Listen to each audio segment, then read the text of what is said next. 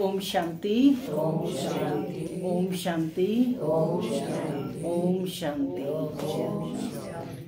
आज 12 अप्रैल 2024 12/2/24।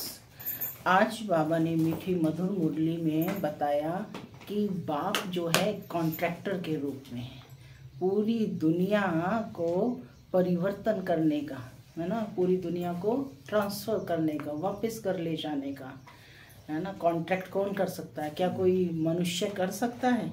नहीं, क्योंकि उसकी सीमाएं हैं। लेकिन ये बेहद का बाप ही सबसे बड़ा ठेकेदार है, कॉन्ट्रैक्टर है, और वही सारी संसार की आत्माओं की गति सदगति करता है।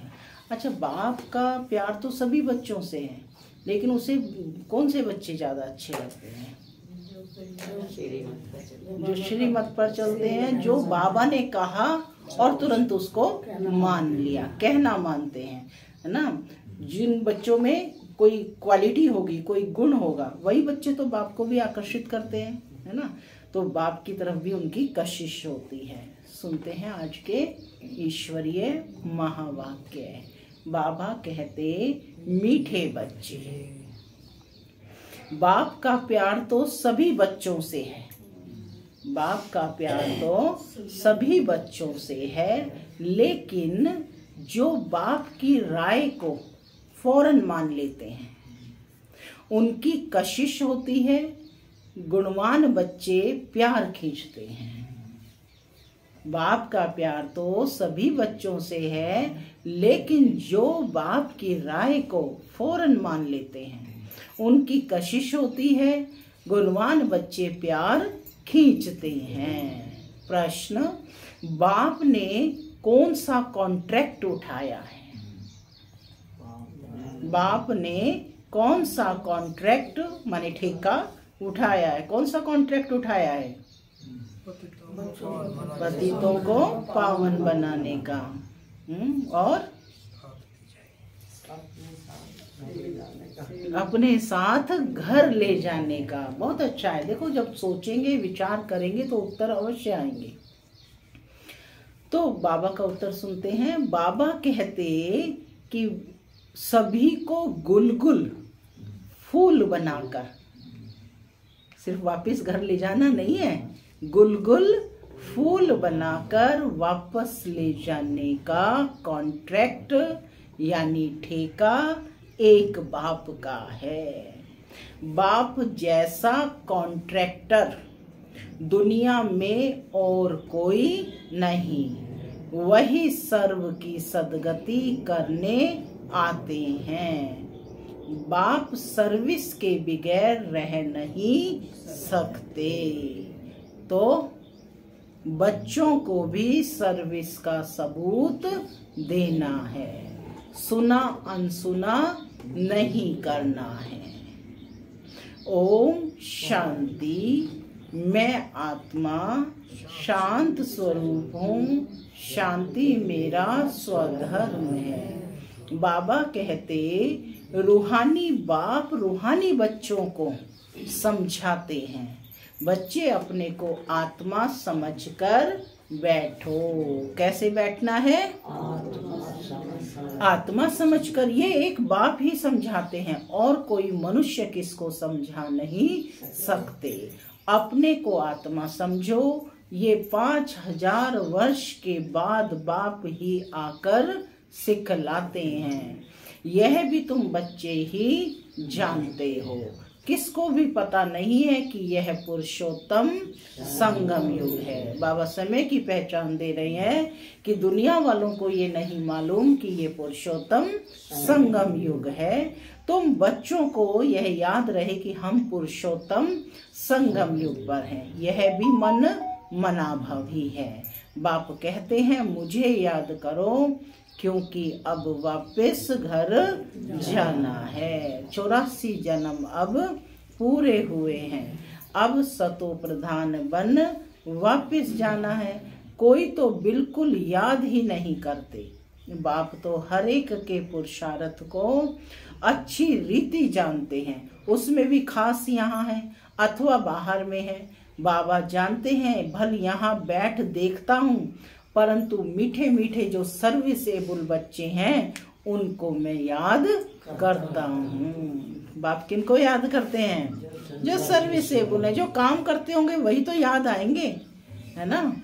तो कहते कि सर्विसेबल जो बच्चे हैं याद उनको करता हूँ, देखता भी उनको हूँ। देखो ईश्वर कह रहे हैं कि उनकी निगाह भी उन्हीं पर होती है। यह किस प्रकार का फूल है? क्या निगाह होती है कि यह किस प्रकार का फूल है, इसमें क्या क्या गुण है। कोई तो ऐसे भी हैं जिनमें कोई गुण नहीं है। अब ऐसे को बाबा क्या करेंगे, क्या देखेंगे ऐसे को बाबा, है ना। बाप तो चुंबक प्योर आत्मा है, तो जरूर कशिश करेंगे, खिंचाव किन की तरफ होगा? जो प्योर। परंतु बाबा अंदर में जानते हैं, बाप अपना सारा पोता मेल बताते हैं। जो बच्चे भी, तो फिर क्या करेंगे? बच्चे भी बताएं। बाप पहले अपना सारा पोता मेल बताते हैं तो बच्चे भी बताएं। बाप बतलाते हैं कि हम तुमको विश्व का मालिक बनाने आए हैं। बाप अपना सारा राज बताते हैं, तो बाप क्या चाहता है कि बच्चे भी अपना सारा बताएं। फिर जो पुरुषार्थ जैसा करें, जो जैसा करें, पुरुषार्थ जो भी करते हैं वह भी पता होना चाहिए। बाबा लिखते हैं सभी का ऑक्यूपेशन लिखकर भेजो, अथवा उनसे लिखवा कर भेजो कि उनका ऑक्यूपेशन क्या है। जो चुस्त समझदार ब्राह्मणियां होती हैं वह सब लिखवा कर भेजती हैं, क्या धंधा करते हैं, कितनी आमदनी है, बाप अपना सब कुछ बतलाते हैं। और सृष्टि के आदि मध्य अंत का ज्ञान सुनाते हैं, सब की अवस्था को जानते हैं।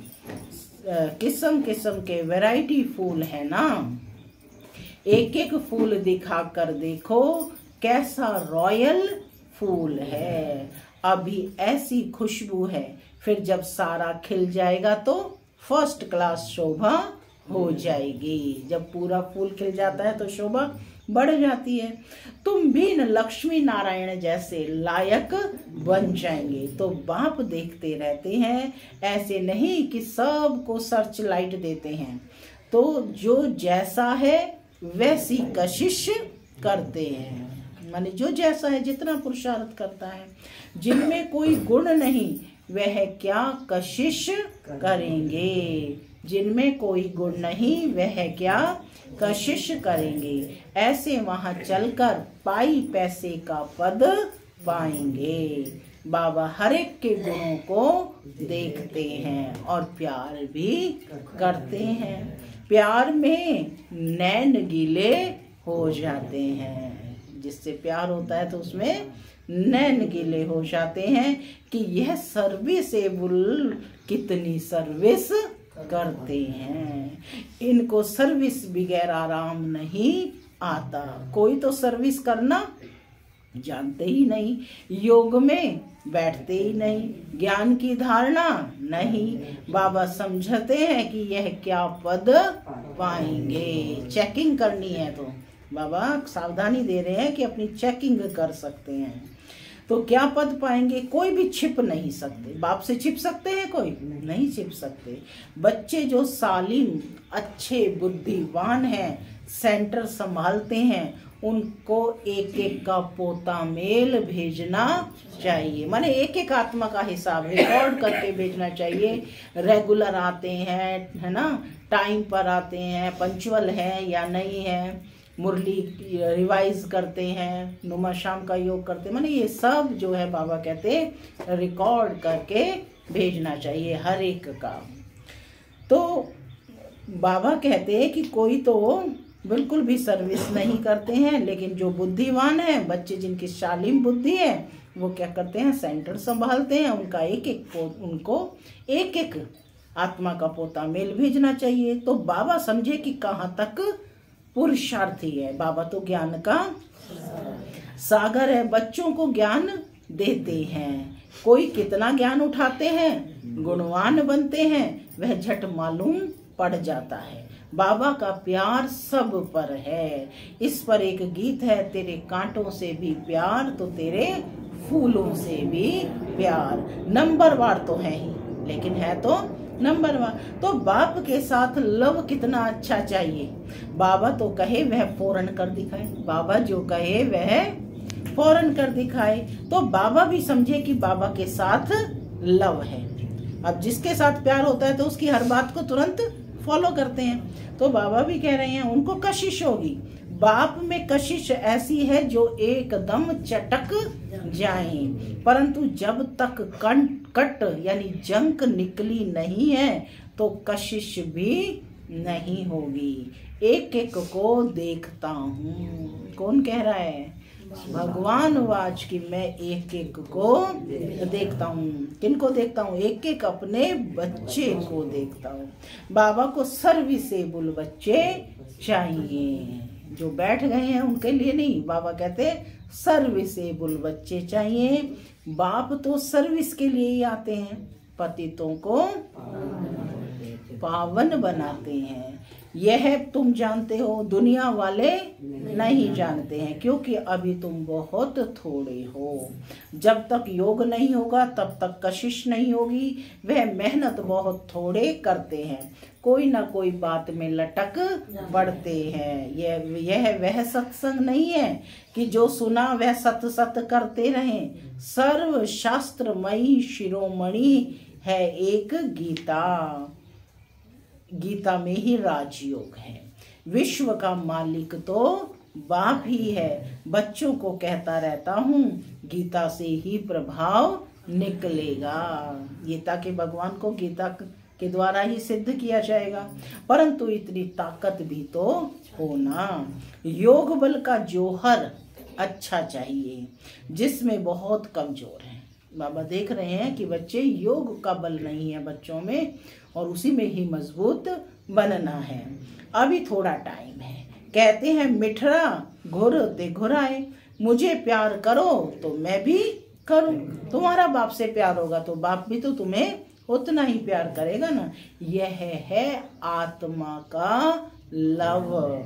एक बाबा की याद में रहें, इस याद से ही वे कर्म विनाश होंगे। कोई तो बिल्कुल याद नहीं करते। बाप समझाते हैं यहाँ भक्ति की बात नहीं है। यह बाबा का रथ है, इनके द्वारा शिव बाबा पढ़ाते हैं। शिव बाबा नहीं कहते हैं कि मेरे पांव धोकर पियो। बाबा तो हाथ लगाने भी नहीं देते। यह तो पढ़ाई है। हाथ लगाने से क्या होगा? बाप तो है सबकी सदगति करने वाला।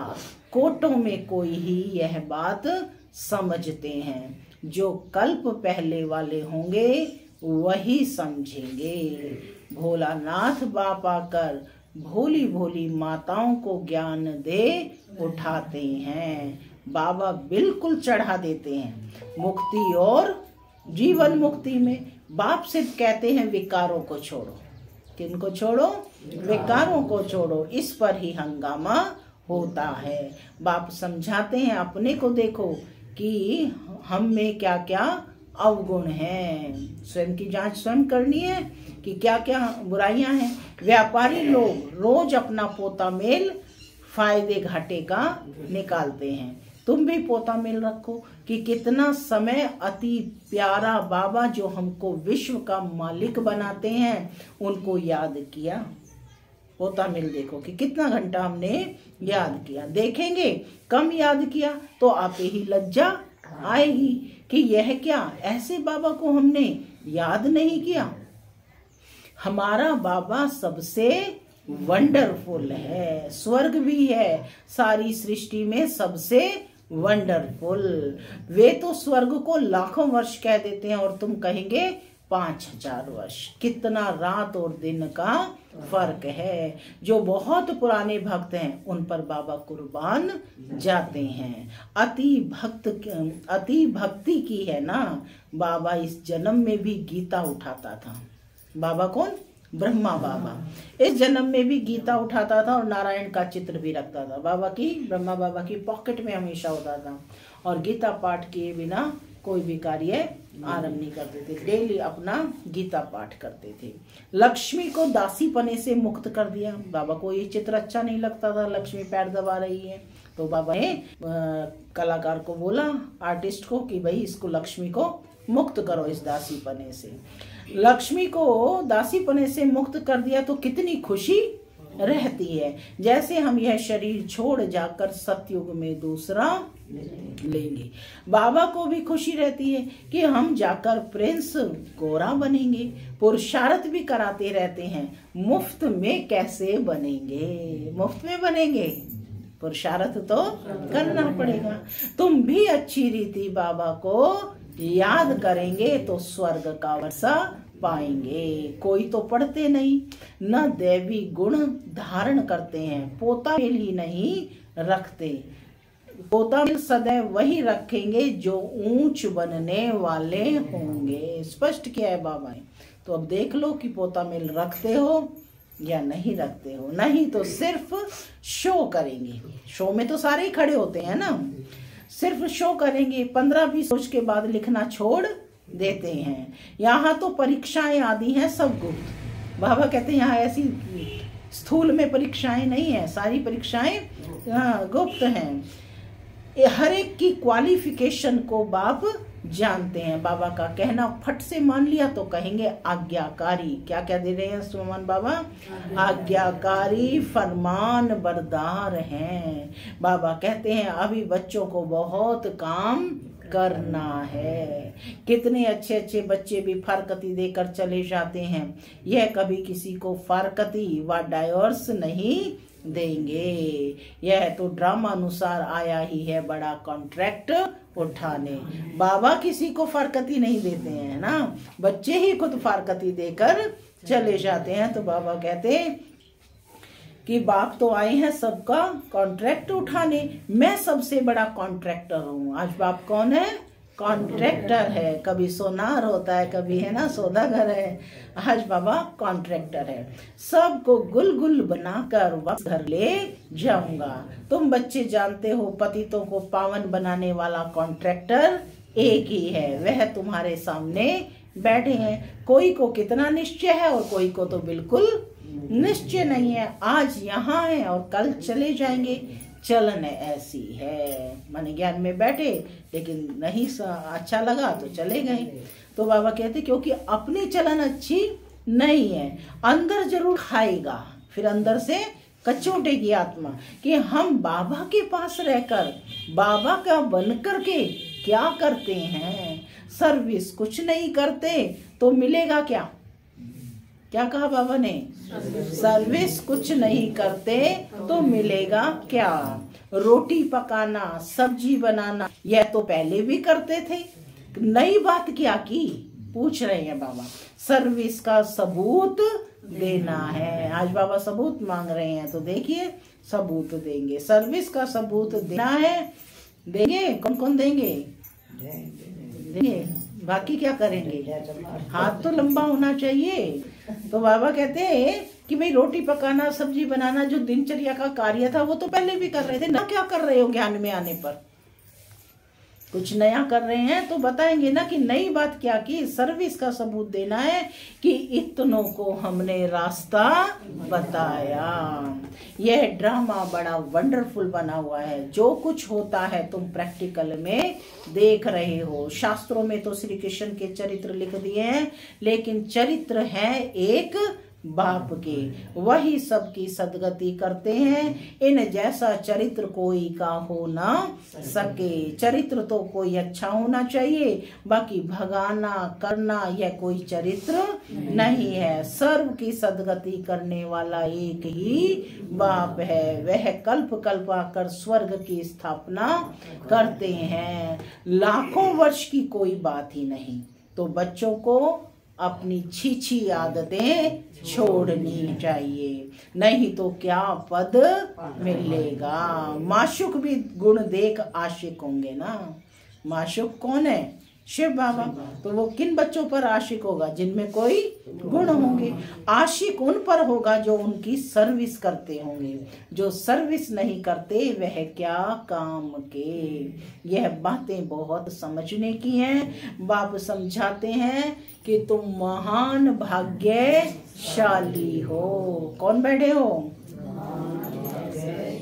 तुम्हारे जैसा भाग्यशाली कोई नहीं। भल स्वर्ग में तुम जाएंगे, परंतु प्रारब्ध ऊंची बनानी है। कल्प कल्पांतर की बात है। पोजीशन कम हो जाता है। खुश नहीं होना चाहिए कि जो मिला वह अच्छा।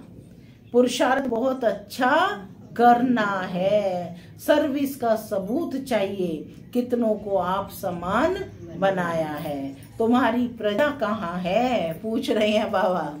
बताओ तुम्हारी प्रजा कहाँ है? राजा बनोगे या प्रजा?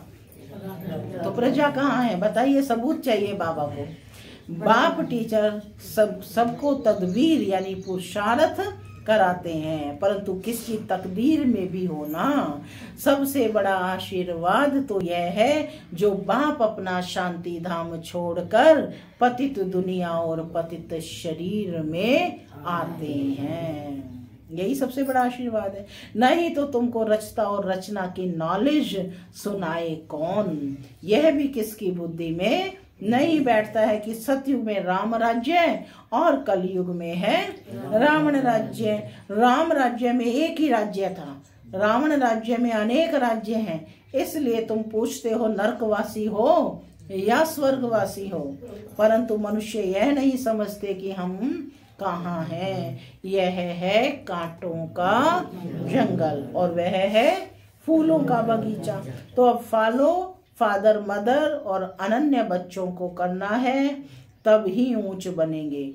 बाप समझाते तो बहुत हैं, परंतु कोई समझने वाला समझे। कोई तो सुनकर अच्छी तरह विचार सागर मंथन करते हैं और कोई तो सुना अनसुना कर देते हैं। जहां तहां लिखा पड़ा है शिव बाबा याद है, जगह जगह लिखा होता है ना, यहाँ भी कितनी जगह लिखा हुआ है कि शिव बाबा याद है, तो वर्षा भी जरूर याद आएगा।